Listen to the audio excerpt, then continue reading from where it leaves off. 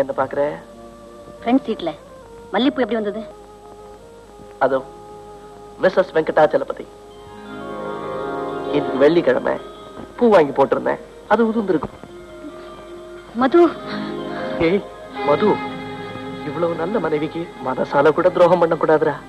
நீ மனசாலேயே எவ்வளவு துரோகம் பண்ற ரேகா.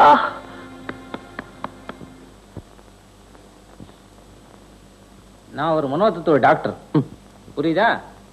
உன் பிரச்சனை என்னங்கறத தெளிவா சொல்லணும், அப்பதான் நான் ஹெல்ப் பண்ண முடியும், தெரியுதா? பிரச்சனைன்னு எனக்கு ஒண்ணு தனியா இல்ல டாக்டர். நான் கொஞ்சம் முன்னாடி வரலாமா? வாயேன். சொல்ல போனா எனக்கு நானே தான் பிரச்சனை.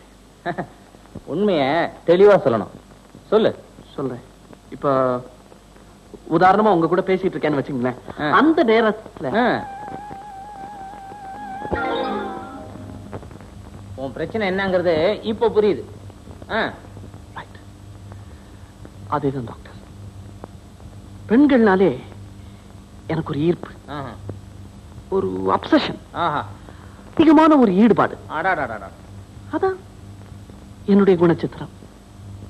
பொம்பளை வீக்னஸ் இது பெரிய குணச்சித்திரமா? அரைஞ்சு விடுவேன் ஜாக்கிரதை. மேல சொல்லு.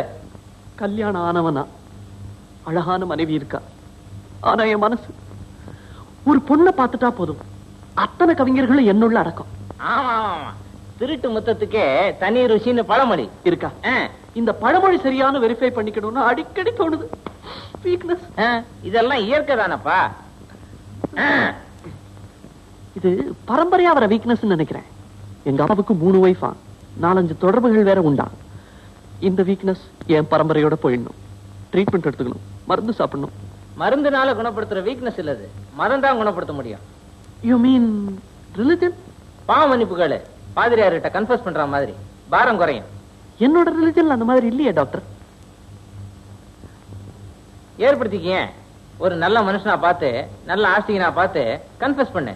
டெய்லியா? தேவைப்படும் போது. உனக்கு நோ ட்ரீட்மெண்ட். உங்களுக்கு ஃபீஸ்? No fees.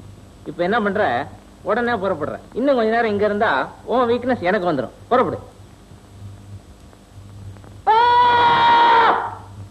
என்னங்க, என்ன நடந்துச்சு? ஏன்பா ஏன் கத்துன? பியூர் இவங்களை இன்னும் நல்லா பார்க்கத்தான். பாய்.